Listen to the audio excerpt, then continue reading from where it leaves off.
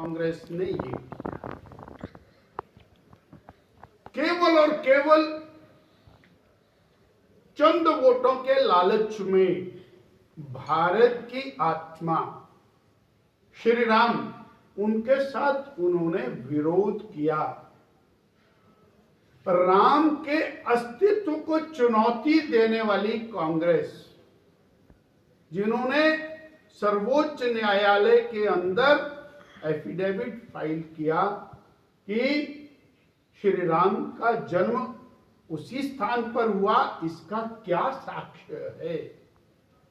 श्री राम महर्षि वाल्मीकि द्वारा लिखी गई एक एपिक है, क्या ये वास्तविक है? और अयोध्या जो राम सेतु है वो अस्तित्व में है या नहीं, और उसके बाद वो अंतर्मन से कलुषित रहे।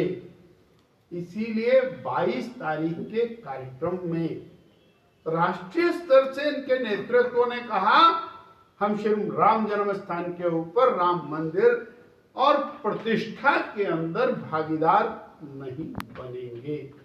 परंतु भारत का समाज वो श्री राम के प्रति श्रद्धा रखता है। इसका दूसरा पहलू, तक अपने पोलिंग बूथ के प्रत्येक कार्यकर्ता को पूरी तरह से चाक चौबंद और चार्ज कर देंगे, ताकि मार्च और अप्रैल के महीने में वो चुनावी सरगर्मियों में डट जाए। इस हेतु आज ये वर्कशॉप थी। आज की वर्कशॉप में मंडल स्तर के कार्यकर्ता थे और केवल हमारी कामकाजी बैठक थी, कोई भाषण या अन्य प्रकार के कार्यक्रम नहीं थे।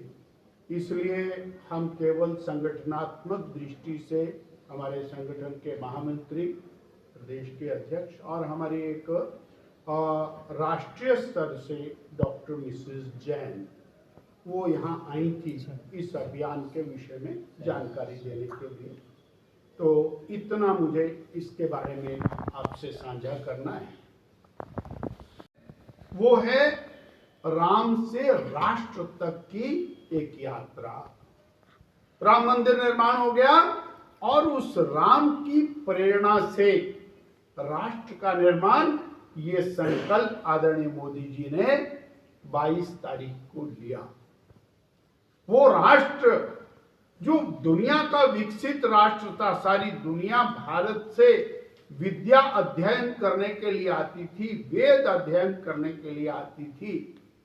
वो भारत जहां साइंस था, जहां पर खगोल शास्त्र था, जहां पर आत्मा का परमात्मा का संपूर्ण ज्ञान था, जहां संस्कृत भाषा थी, जहां शून्य था, मैथमेटिक्स था, जहां पर जीवन का ज्ञान था, वो भारत उसको एक बार पुनः विश्व में शक्तिशाली राष्ट्र बनाने के लिए एक संकल्प 22 तारीख को श्री नरेंद्र भाई मोदी जी ने लिया है। तो ये देश की एक नई यात्रा की शुरुआत है और अवश्यम भावी मोदी जी के नेतृत्व में देश इस यात्रा में सफल होगा और राष्ट्र उदय होगा, यानी हम विश्व में शक्तिशाली राष्ट्र शीघ्र बनेंगे। ये दूसरा विषय जो मैंने आपके साथ साझा किया। 20 लाख बिजली उपभोक्ताओं को धोखा दिया। प्रदेश के 20 लाख किसान परिवारों को धोखा दिया।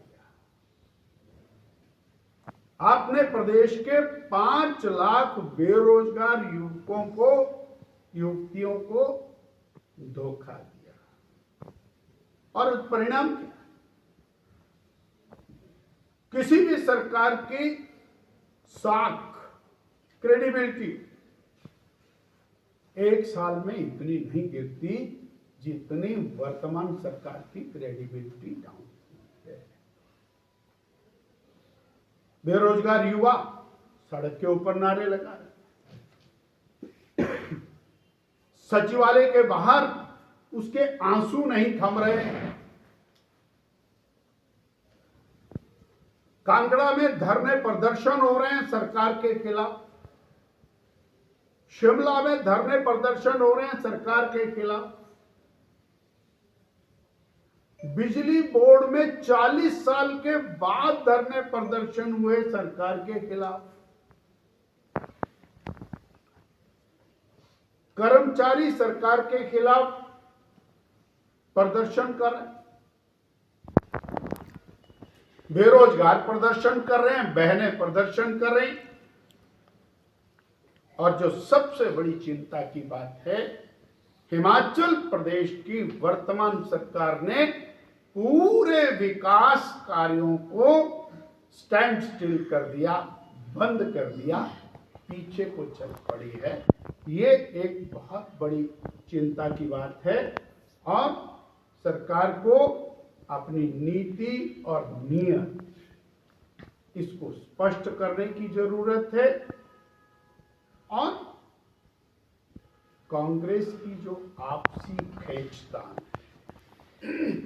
सरकार की, विधायकों की और पार्टी, उसके कारण हमें कुछ नहीं लेना उनकी खींचतान से, वो लड़े ना लड़े, परंतु हिमाचल की जनता के प्रति उनकी जवाबदेही है और हिमाचल की जनता उनकी लड़ाई में पिस रही है। इतनी बात मुझे आपसे